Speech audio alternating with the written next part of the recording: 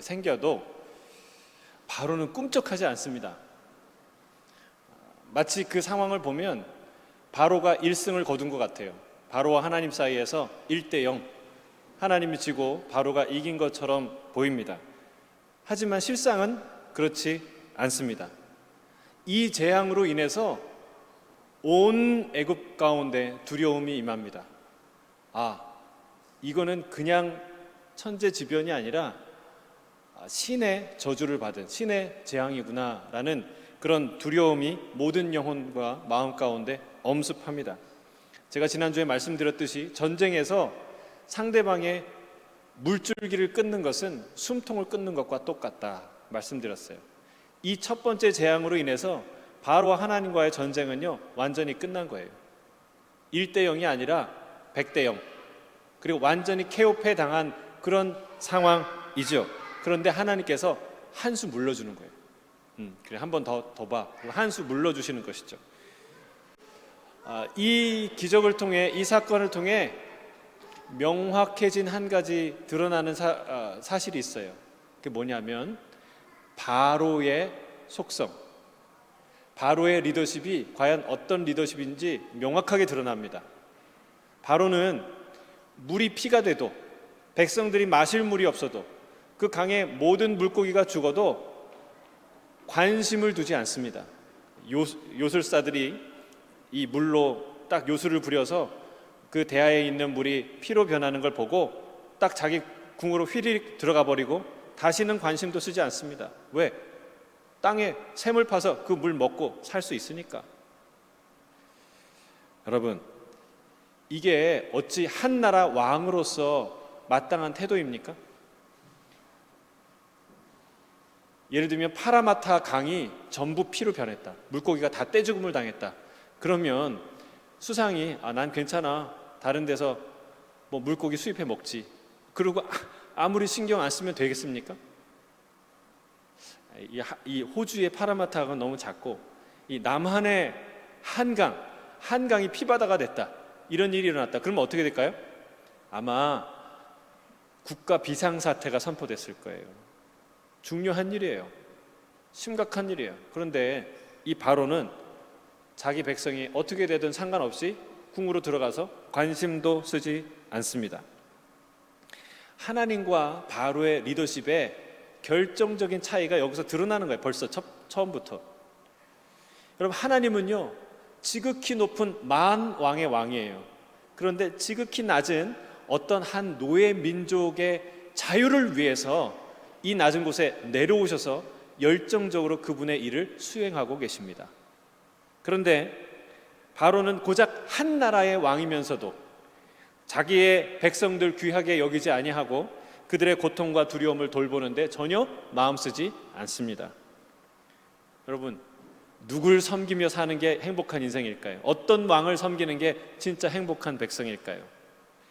자기 백성을 위해서 자기 아들까지 아낌없이 내어줄 수 있는 한 왕을 섬기는 것이 행복할까요?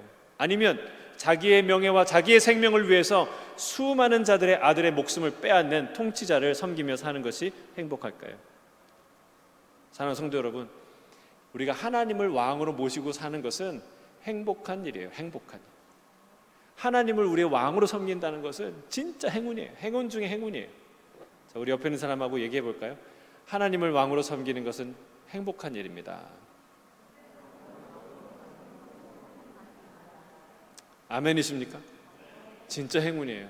그런 하나님 만났다는 것보다 더 놀라운 행운은 없어요.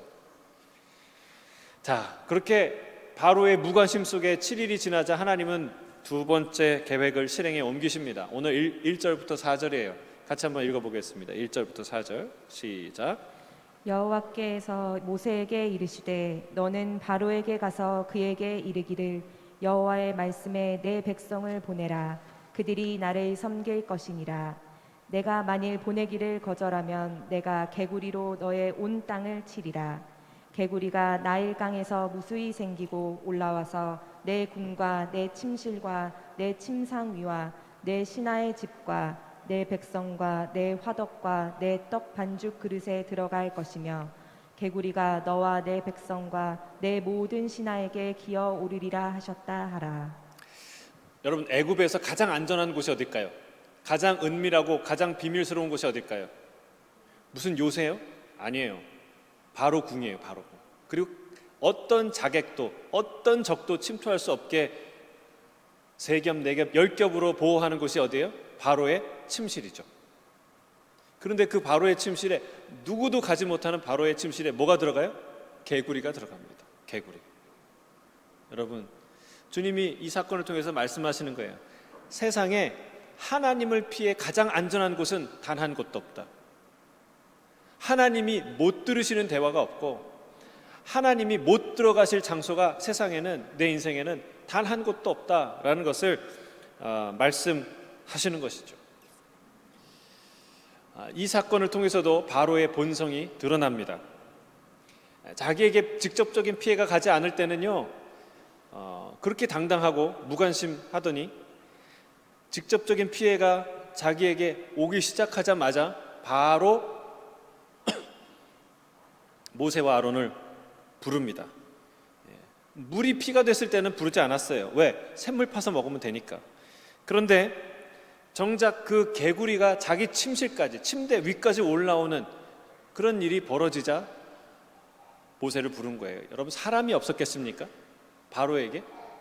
뭐 돈이 없었겠습니까? 뭐가 없었겠어요? 그러나 얼마나 많은 개구리가 창궐했으면 바로의 궁까지 들어왔을까요?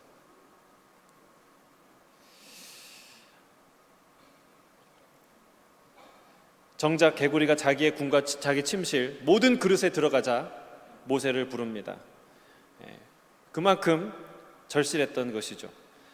피로 변하여 마실 수 없었고, 그리고 물고기가 다 때려 죽었던 바로 그 나일강에서 그 수많은 개구리들이 올라왔어요. 가능한 일입니까?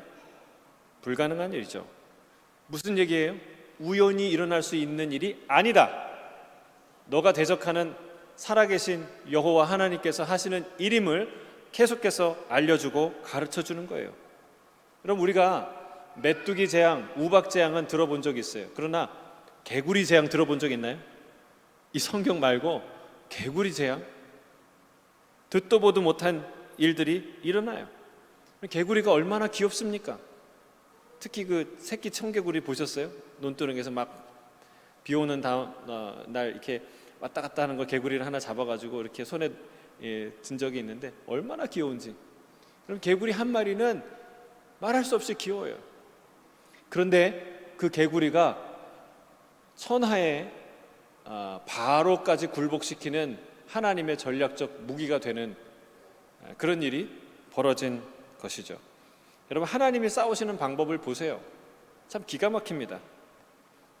마치 적은 칼과 창으로 막 죽이려고 달려드는데 젓가락 하나로 가볍게 적을 제압하는 그런 무림의 고수같이 느껴지지 않습니까? 여러분, 생각해 보세요. 물, 개구리, 이, 파리, 메뚜기, 이게 하나님이 쓰신 무기예요. 하나님이 무기가 없으신가? 그렇지 않습니다. 하나님의 군대의 무기는요, 지금 세상의 어떤 강력한 군대의 무기체계와도 비교할 수 없는 무기예요. 아담을 하나님이 에덴 동산에서 내보내시고 뭘로 지켰습니까? 화영검을 들고 그 땅을 지켰어요. 누구도 범접할 수 없도록. 엘리사가 아람 군대에 둘러싸여서 죽게 되자 하나님이 뭘 보내셨어요? 불병거와 불말을 하나님이 보내셔서 엘리사를 보호하셨어요. 하나님의 무기체는요, 막강해요. 그런데 하나님이 그런 무기를 쓸 것도 없다는 거예요. 그럼 칼은, 물론 우리가 칼은 뭐 부엌칼 보고 무서워하는 사람이 많지 않겠죠. 요리하는 데 쓰니까. 그래도 칼을 보면 무서워해도 누가 젓가락 보고 무서워하겠습니까? 그럼 창을 보면 무서워해도 누가 개구리를 보고 무서워하겠습니까? 그런데 하나님이 그 개구리로 천하의 바로를 무릎 꿇게 만드십니다. 여러분, 하나님이요, 모세에게 준 무기는 뭐예요? 지팡이 하나예요. 가기 싫은, 갈 수 없는 그 애굽으로 보내면서 하나님이 삐까뻔쩍한 M16 총을 주지 않고 무슨 대포 주지 않고 무슨 전차 주지 않고요, 지팡이 하나 주셨어요. 사랑하는 성도 여러분, 하나님은 작은 것들을 사용하시는 줄로 믿습니다. 예. 내게 가진 게 너무 없다, 나는 정말 형편없는 보잘것없는 능력과 소유를 갖고 있다, 여러분 절망하지 마시길 주의 이름 축복합니다. 하나님은 여러분 개구리를 가지고도 천하의 바로를 무릎 꿇히는 분이에요. 그러니까 여러분, 내가 갖고 있는 재능이 부족하다, 나는 교회 섬길 나는 하나님의 일을 할 수도 없어요, 나는 부족한 자예요, 절대 그런 생각하지 마시기를 주의 이름으로 축복합니다. 나의 나약함과 가난함을 탓하지 마세요. 우리가 오로지 생각해야 될 건 뭐예요? 나는 지금 주님 손 안에 있느냐, 주님께 붙들린 자인가 아닌가, 이게 중요해요. 하나님 손에 있는 사람이냐 아니냐, 이거를 날마다 점검하십시오. 그거는 고민할 가치가 있어요. 그런데 내가 능력이 있냐 능력이 없냐, 돈이 있냐 돈이 없냐, 여러분 이거는 작은 문제라는 거예요. 하나님이 하나님의 행하시는 일을 나타내기 위해서 일부러라도 작은 자를 사용하시고 보잘것없는 것을 개구리로 사용하신다는 사실을 우리가 깨달아야 하는 거예요. 여러분, 이 출애굽기를 읽을 때 꼭 기억하시길 바랍니다. 나는 내가 하나님 손에 있을 때 아무리 연약할지라도 나는 하나님의 의의 무기가 될 것이다. 하나님의 적군을 섬멸하는 놀라운 하나님의 비밀 병기가 될 것이다 라는 사실을 꼭 믿으시기를 주의 이름으로 축복합니다. 자, 이번에도 요술사들이 하나님을 흉내냅니다. 개구리들을 올라오게 했어요. 그런데 그러면 그 다음에 이렇게 딱 바로가 뒤로 돌아서 그냥 자기 궁으로 들어가는데, 이번엔 그렇지 않아요. 이번엔 바로가 아론과 모세를 불러서 요청합니다. 너희가 기도해서 너희 하나님께서 이 모든 개구리를 다 제거하게 해달라고 이제 요청합니다. 근데 모세가 거기서 네 알겠습니다 이렇게 얘기하지 않아요. 자기를 불러준 것만도 황송해서 알겠습니다 이렇게 하지 않아요. 아주 당당하게 바로 앞에 얘기합니다. 알겠습니다, 그렇게 하겠습니다. 근데 언제 할까요? 이렇게 말하고 있어요. 9절 10절이에요 오늘 본문. 9절 10절 함께 읽겠습니다. 시작. 모세가 바로에게 이르되 내가 왕과 왕의 신하와 왕의 백성을 위하여 이 개구리를 왕과 왕궁에서 끊어 나일 강에만 있도록 언제 강구하는 것이 좋을는지 내게 분부하소서. 그가 이르되 내일이라. 모세가 이르되 왕의 말씀대로 하여 왕에게 우리 하나님 여호와와 같은 이가 없는 줄을 알게 하리니. 요술사들도 똑같이 요술을 했는데 그 요술사들의 존재감이 하나도 돋보이지 않는 그런 상황을 우리가 봅니다. 바로는요 모세에게 백기를 든 거죠. 백기를 들었어요. 그리고 모세는 매우 당당하게 그 앞에서 언제가 좋냐고 묻습니다.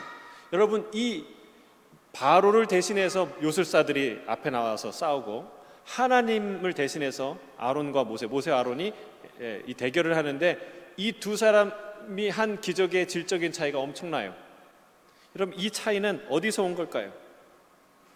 마치 요술사들이 부린 이 요술은 출발은 했는데 멈출 수 없는, 그냥 형편없는 아마추어들이 모여서 만들어진 그런 자동차 같은 형편없는 그런 모습이에요. 그러나 반대로 하나님이 한 이 기적은요 얼마나 장대하고 얼마나 위대하고 섬세하고 세밀합니까? 그 수많은 이 개구리들을 땅에 올라오게 하고선 또 하나님이 일제히 그 개구리들을 사라지게 만듭니다. 여러분, 이게 요술사들과 모세, 하나님과의 차이라는 거예요. 브레이크가 없는 자동차는 그냥 뭐 하나가 없는 부족한 정도가 아니라 사실은 있어서는 안 되는 위험한 물건이에요. 그럼 브레이크 없는 자동차 타시겠습니까? 이것 좀 뭐 하나 없는데 괜찮아. 여러분 요리는 뭐 하나 빠져도 그냥 먹을 수 있어요. 자동차는 그러면 안 돼요. 이게 바로 요술과 사술의 위험성이에요. 세상에 무당이 용하게 점치기도 해요. 그 사람들이 가요. 심지어는 그리스도인들도 가요. 그러면 안 되죠. 세상에는요 기적 비슷한 일들을 행하는 사람들이 있어요. 참 신기해요. 그래서 그런 사람들을 따르기도 해요. 그러나 여러분 그걸 아셔야 돼요. 그들은 하나님을 대적했던 이 요술사와 똑같은 사람들이다. 뭔가는 흉내는 내지만 절대 같아질 수 없는, 하나님을 흉내내기는 했지만 절대로 하나님과 같아질 수 없는 자들이에요. 그래서 그들은 하나님을 대적하는 자들이 사라질 때 함께 사라질 운명에 있는 자들이죠. 그래서 여러분 세상에 좀 신기하다고 따라가지 마시기를 주의 이름으로 축복합니다. 뭔가 신기한 얘기를 하고 신기한 일을 하고 기적을 행한다고 그것도 하네? 하나님은 훨씬 더 대단한 일을 하셨어요. 그거는 안 보이십니까? 우리 봐야 돼요. 성경에서 하나님이 하신 놀라운 일들을 보셔야 돼요. 그래야 안 따라가죠. 세상에 신기한 것 따라가지 않고 주님 따라가시기를 주의 이름으로 축복합니다. 자, 모세의 그 질문에 바로가 당장이라고 말 못합니다. 오늘이라고 얘기 못해요. 왜요? 자존심이 있었던 것 같아요. 내일 그렇게 하라고 얘기합니다. 자, 모세는요 왕의 말씀대로 하나님께 구해서 여호와 같은 이가 없는 줄 알게 하겠다고 말합니다. 모세가 기도하자 개구리가 다 나와서 죽습니다. 그 사체가 너무 많아서 다 태우거나 다 묻을 수가 없어서 땅 위에 쌓아 놓았는데 그 개구리가 썩는 냄새가 세상을 진동합니다. 재앙의 재앙이 이어지는 것이죠. 그러나 바로는 놀랍게도 그 개구리가 재앙이 사라지자마자 그 마음을 완강하게 만듭니다. 하나님의 말씀을 듣지 않습니다. 우리가 여기서 기억해야 될 것, 주목해야 될 것은 뭐냐면 바로의 마음이 완강하게 된 시점이에요. 어느 시점이에요? 고난이 찾아왔을 때, 하나님의 능력이 나타났을 때가 아니라 고난이 사라졌을 때, 숨을 쉴 만할 때, 그럴 때 내 마음이, 바로의 마음이 완강해졌다는 거예요. 여러분, 그는 오히려 고난이 찾아왔을 때는 겸손하게 하나님의 도우심을 구했습니다. 그러나 그 고난이 떠나자, 잠시 숨을 쉴 수 있는 틈이 나타나자 마음을 다시 완강하게 먹었습니다. 사랑하는 성도 여러분, 우리가 일이 잘 풀릴 때 더 위험하다는 거예요.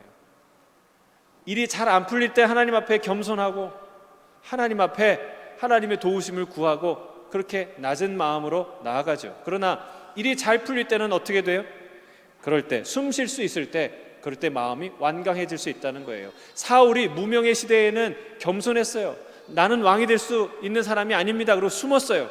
그런데 그가 유명한 사람이 되고 유력한 왕이 되자 어떻게 됐습니까?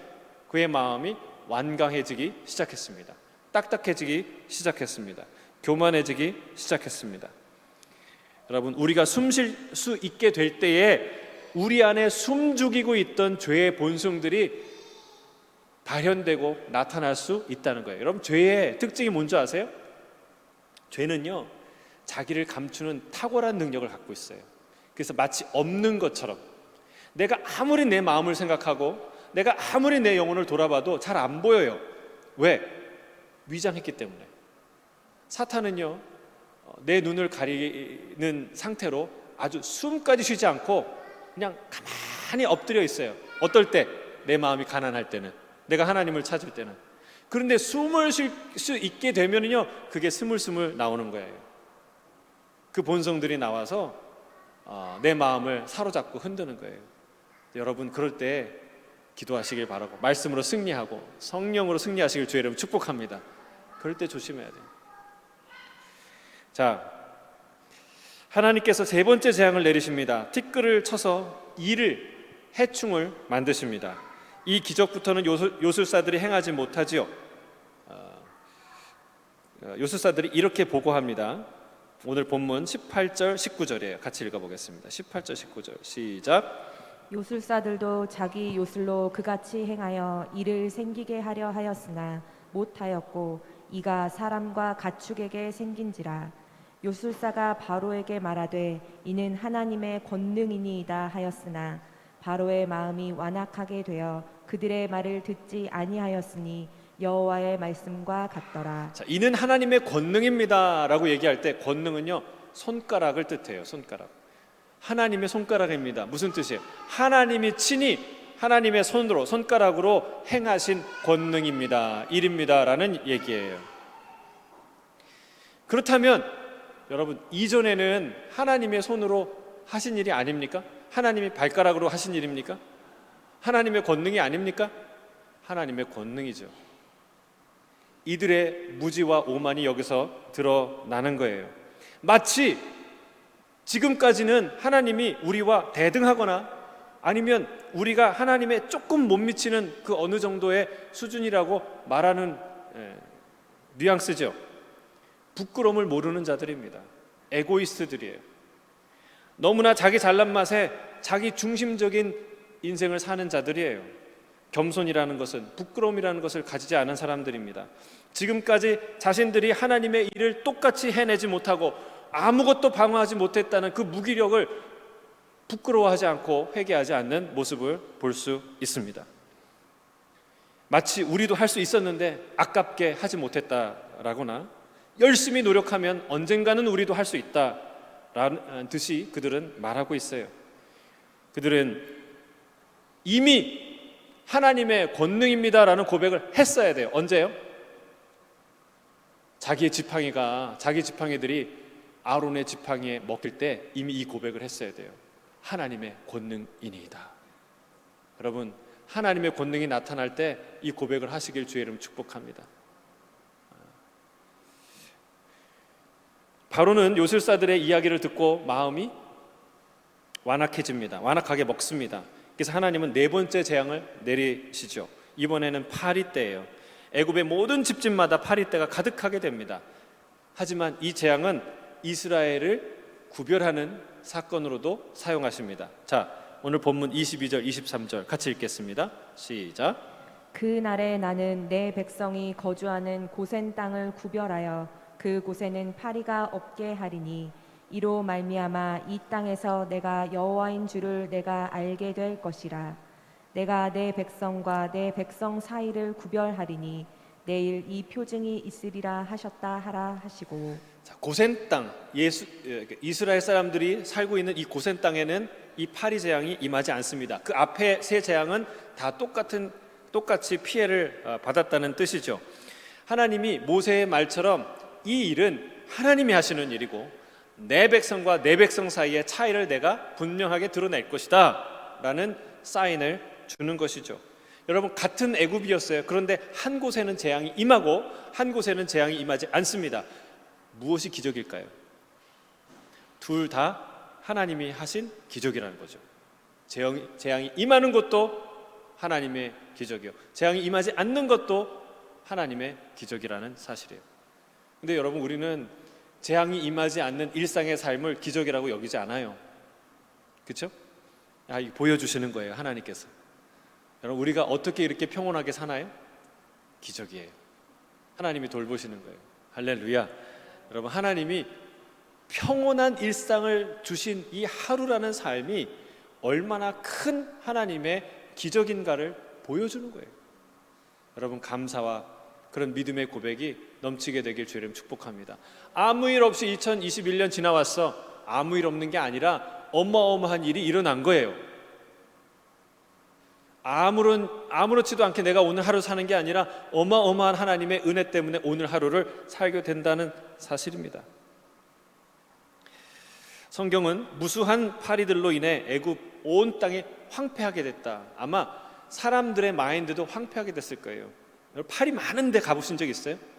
제가 아우리치에 가서 모처에 그 쓰레기 매립장에 가본 적이 있는데 얼마나 파리가 많은지 그냥 뭐 음식 뭐 자리 할 거 없이 다 파리떼예요. 그래서 파리 쫓는 것부터 제일 먼저예요. 파리 약 쳐갖고 파리 쫓는 거. 그래도 뭐 치료하는 현장에 사람 덕지덕지 붙어요. 근데 그 정도가 아니라는 거야. 온 천하에 파리떼로 가득해서 그러면 어떡할까요? 여러분, 눈 뜨고 다니는 것도 쉽지 않고요. 숨 쉬다가 파리가 들어가고 밥 먹다가 파리가 들어가고 잠자는 건 편했을까요? 아마 이 정신 상태가 피폐해졌을 거예요. 쉽지 않았을 거예요. 이리 움직여도 파리가 죽고 저리 움직여도 파리가 가득하고. 자, 그 파리 하나로 하나님은 바로를 다시 굴복시키십니다. 바로는 모세와 아론을 불러서 드디어 하나님의 제사를 이 땅에서 드리라라고 말을 하는데, 이번에는 모세가 뭐라고 얘기했냐면 이 땅에서 예배 드릴 수 없습니다 라고 말합니다. 왜요? 우리가 드리는 제사를 애굽인들이 보면 가증하게 여기기 때문에 우리가 살아남을 수가 없습니다.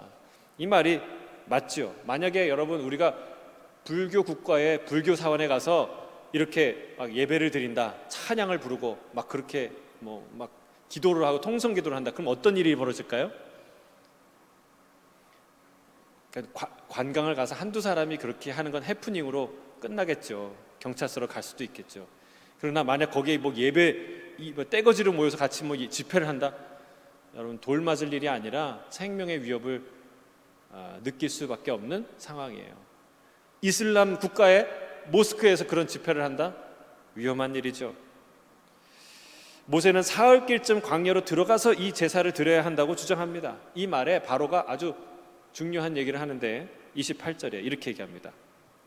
28절 시작. 바로가 이르되 내가 너희를 보내리니 너희가 너희의 하나님 여호와께 광야에서 제사를 드릴 것이나 너무 멀리 가지는 말라. 그런즉 너희는 나를 위하여 간구하라. 자, 이 네 번째 재앙이 돼서야, 그것도 모세가 한 번 더 이렇게 브레이크를 걸어서야 광야로 보내주겠다고 말합니다. 근데 거기 그 뒤에 아주 묘한 말을 붙이는데 뭐라고 얘기하냐면 너무 멀리는 가지 말라, 이 얘기를 해요. 제가 오늘 이것을 설교 제목으로 달았어요. 이게 주제가 아니라, 이게 메시지가 아니라 사실은 멀리 가야 한다는 거예요. 아직 다 미련을 끊고 떠나야 한다는 게 오늘의 메시지예요. 근데 이 말을 사단이 우리에게 한다는 것이죠. 세상이 우리에게 한다는 거예요. 바로의 속셈, 세상의 사탄의 속셈이 뭔지 아세요? 너 예배 드려. 그런데 너무 오랫동안은 하지 마. 너무 자주는 하지 마. 너 예배해도 괜찮아. 근데 애들은 여기 두고 가. 애들까지 굳이 예배시킬 필요가 있어? 애들 크면 다 알아서 할 거야. 애들은 두고 너만 예배 드려. 사탄이 뭐라고 해요? 그래, 너 예배 드려. 그런데 너의 제사는 여기 두고 가. 너의 양과 소는 여기 두고 가. 하나님이 마음을 받으시면 됐지, 무슨 헌금, 무슨 물질을 드려? 그거 안 드려도 괜찮아. 너는 재물을 여기 두고 가. 이렇게 우리에게 말한다는 거예요. 이게 사탄의 본심이라는 거예요. 사탄은요, 우리를 자신의 상황이 아무리 불리해도 우리를 놓지 않으려고 해요. 발목을 잡고, 그리고 옷자락 끝을 잡고 떨어지지 않으려고 하는 거예요. 마치 새벽에 잠 깨는 때 이 잠이 우리를 안 놓아주잖아요. 어떻게 하면 1분이라도 1초라도 더 누울까, 이렇게 딱 달라붙으려는 것처럼, 여러분 사탄은요 우리에게 딱 달라붙어서 안 떨어지려고 해요. 계속 이 얘기 한다는 거예요. 예배 드려. 근데 너무 오래는 드리지 마. 예배를 드려. 근데 자식들은 여기 두고 가. 예배를 드려. 근데 재물은 여기다 두고 가야 돼. 이렇게 말하는 게 사단의 전술이라는 거예요. 사랑하는 성도 여러분, 여기 아주 중요한 메시지가 담겨 있어요. 구원이란 애굽에서 멀어지는 게 아닙니다. 애굽을 떠나야 하는 거예요. 애굽과 단절돼야 되는 거예요. 다시는 애굽으로 돌아오지 않으리라는 결단과 각오로 거기를 떠나는 게 구원이에요. 지금은 내가 다 온갖 정이 떨어져서 떠나지만, 혹시 만약에 어떤 일이 있어서 혹시 좀 그러면 돌아올 수도 있을런지도 몰라라는 그런 가능성까지 다 끊어버리는 거예요. 다시는 여기에 내가 발을 붙이지 않겠다. 나는 완전히 당신과 모든 것을 다 끊겠다라고 하고 빠져나오는 것이 구원이라는 거예요. 그게 출애굽이라는 것이죠. 여러분, 구원은 애굽을 완전히 떠나서 하나님을 따라가는 것입니다. 약속의 땅에 들어가서 가나안에 들어가는 거예요. 아니, 엄밀히 얘기하면 가나안도 우리의 목적지가 아니에요. 이스라엘 백성이 가나안에 들어가서 하나님을 떠나서 망했습니다. 여러분, 우리가 누굴 따라가야 돼? 우리의 최종 목적지는 뭐예요? 하나님 자신이에요. 우리가 예수님 따라가는, 하나님 따라가는 자들이 하나님의 백성이고 구원이라는 것이죠. 애굽에서 멀리 떠나야 합니다. 우리 자녀들도 데리고 가야 됩니다. 양과 소도 다 가져가야 됩니다. 모든 재물 다 들고 가야 됩니다. 여러분, 이 본문에서 성경은 우리에게 질문하고 있는 거예요. 주님을 따르고 있는가? 사랑하는 성도 여러분, 주님을 따르고 계십니까? 자신을 돌아보라는 거예요. 혹시 나만, 내 시간, 내 취미, 내 자녀, 내 재물, 내가 하고 싶은 거 다 그냥 뒤에 두고 혹시 여기에 여러분 혼자만 와 계시지 않습니까? 그거 다 두고 나 홀로만 예수님 따라간다?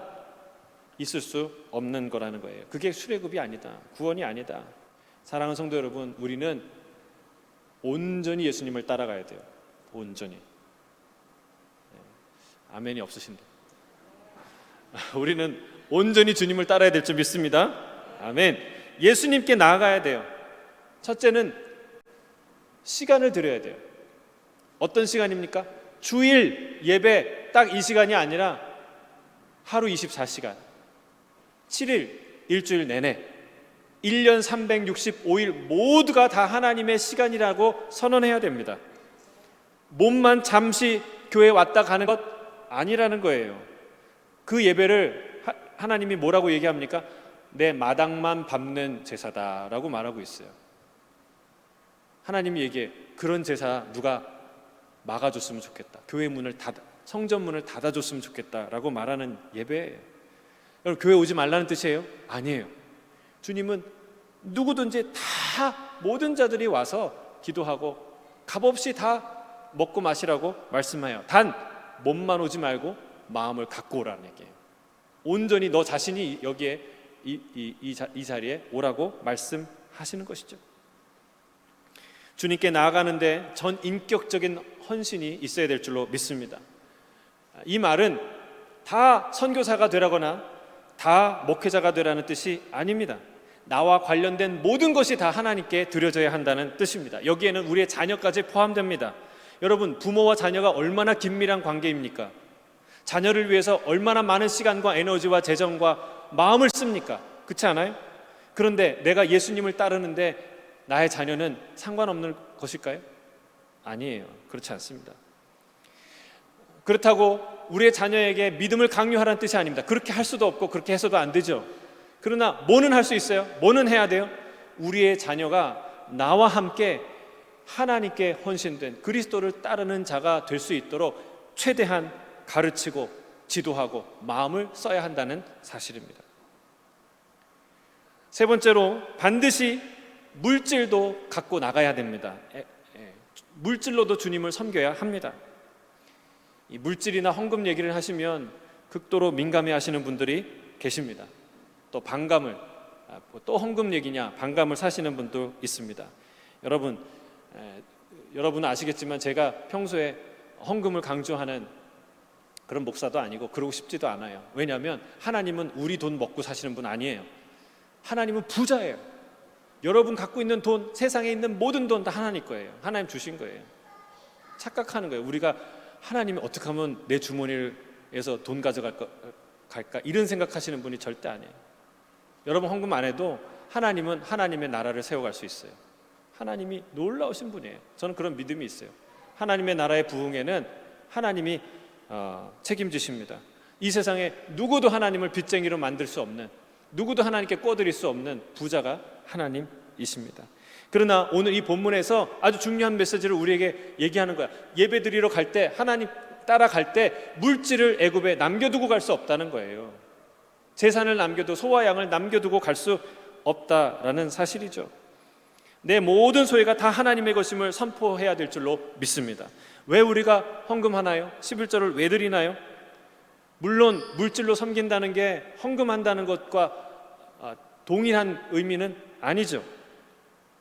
그냥 대표적인 예일 뿐입니다. 헌금은 물질을 흘려보내는 것, 가난한 이를 돕는 것, 후원하는 것, 요긴한 데 물질을 사용하는 것, 물질로 하나님의 영광을 돌리는 그 모든 것이 다 물질로 주님을 섬기는 일이죠. 다만 헌금이라는 건, 11조라는 건, 주님께 드리는 물질을 드린다는 것은 이 내 모든 물질이 다 하나님께로부터 왔다는 고백이에요. 넘치도록 하나님이 주셨다는 감사예요. 그런 예배죠. 그래서 주님이 나에게 나올 때는 빈손으로 나오지 말라라고 가르치셨어요. 값없이 와서 먹고 마시라 말씀하셨지만 또한 빈손으로 나오지 말라라고 당신의 백성들을 가르치셨죠. 구원이란 애굽에서 빠져나와 하나님을 따라가는 것인 줄로 믿습니다. 거기에는 내게 소중한 모든 것이 다 포함되어 있다는 사실이에요. 내 아내, 내 자녀, 내 시간, 내 물질, 내 취미, 내 재산 다 포함되어 있다는 거예요. 다시 와서 가져갈 생각하지 않고 가져갈 수 없는 것은 다 포기하고 주님을 따라야 한다는 사실입니다. 주님이 오라고 하시는데 명품 소파 붙들고 앉아있으면 어떡해요? 안 돼요. 명품 냉장고, 세탁기 붙들고 앉아있을 수 있나요? 안 돼요.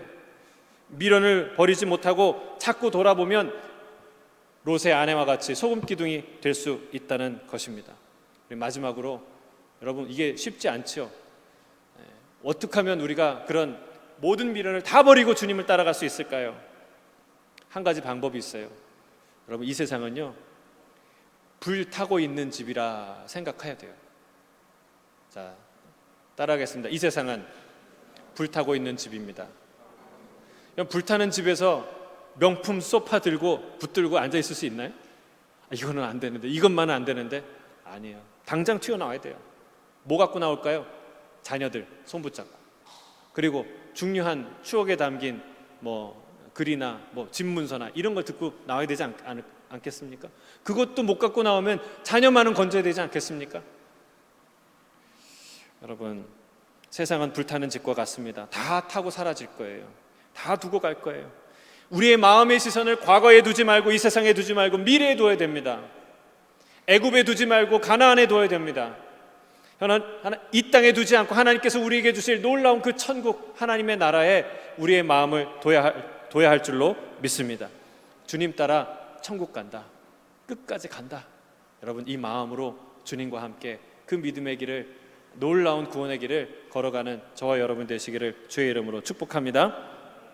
아멘. 우리 함께 기도하겠습니다. 사랑하는 주님,